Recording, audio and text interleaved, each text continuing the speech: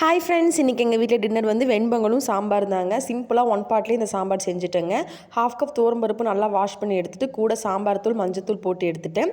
இது கூட பூண்டு, கருவேப்பிலை, சீரகம், காஞ்ச மிளகாய் எடுத்துக்கோங்க. பச்சை மிளகாய் இருந்தால் அது 2 பச்சை மிளகாய் கீரி ஆட் பண்ணிக்கோங்க, ரொம்பவே டேஸ்ட்டாக இருக்கும். அப்புறம் ஒரு பெரிய வெங்காயம், 2 பெரிய சைஸ் தக்காளி வந்து ரஃபாக சாப் பண்ணி எடுத்து போட்டுக்கோங்க. டிஃபன் சாம்பார் இந்த இட்லி, தோசை, பொங்கலுக்கெல்லாம் நம்ம டிஃபன் சாம்பார் செய்கிறோம் இல்லைங்களா, அது வந்து புளி ஆட் பண்ணாமல் தக்காளி கொஞ்சம் எக்ஸ்ட்ரா ஆட் பண்ணி செஞ்சால் ரொம்பவே டேஸ்ட்டாக இருக்கும்.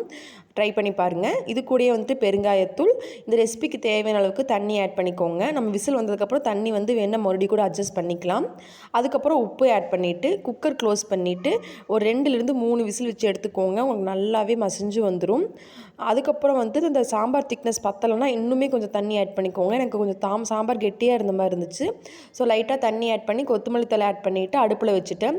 இது கூடயே வந்துட்டு எண்ணெய், கடுகு, காஞ்ச மிளகாய், கருவேப்பிலை போட்டு ஒரு குட்டி தாளிப்பும் கொடுத்தாச்சு. அவ்வளோதான், நம்ம சாம்பார் வந்து சூப்பராக ரெடி ஆயிடுச்சு. நான் வந்து இந்த அளவுக்கு கொஞ்சம் தண்ணி மாதிரி வச்சுருந்தேன். அப்போ தான் வந்து வெண்பொங்கலுக்கு நல்லாயிருக்கும். சைட் பை சைட் வெண்பொங்கலும் தாளித்து விட்டுட்டேங்க.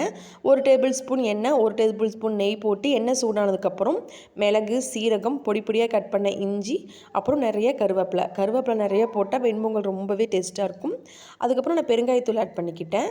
ஏன்னா பச்சரிசி இல்லைங்களா, ஸோ குழந்தைங்களுக்கு வந்து டைஜஸ்ட் ப்ராப்ளம் ஆகும் அப்படின்ட்டு நான் லைட்டாக பெருங்காயத்தூள் ஆட் பண்ணிட்டேன்.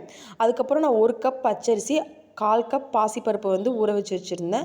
அதையும் ஆட் பண்ணிவிட்டு 1:3 ரேஷியோவில் தண்ணி ஆட் பண்ணிவிட்டு உப்பு போட்டு ஒரு மீடியம் டு லோ ஃப்ளேமில் ஒரு 4-5 விசில் வச்சு எடுத்துக்கோங்க. அப்போ தான் வந்து நமக்கு பொங்கல் வந்து நல்லா குலைவாக கிடைக்கும். அன்றைக்கி வந்து வெண்பொங்கல் நிஜமாகவே ரொம்பவே டேஸ்ட்டாக வந்துருந்துச்சுங்க. அவ்வளோதான், சூப்பராக எங்கள் வீட்டு டின்னர் ரெசிபி ரெடி ஆயிடுச்சு. வெண்பொங்கல், சாம்பார். என் ஹஸ்பண்டுக்கு வந்து தேங்காய் சட்னி இருந்தால் ரொம்பவே பிடிக்கும். ஸோ லைட்டாக கொஞ்சம் தேங்காய் சட்னி செஞ்சாச்சு.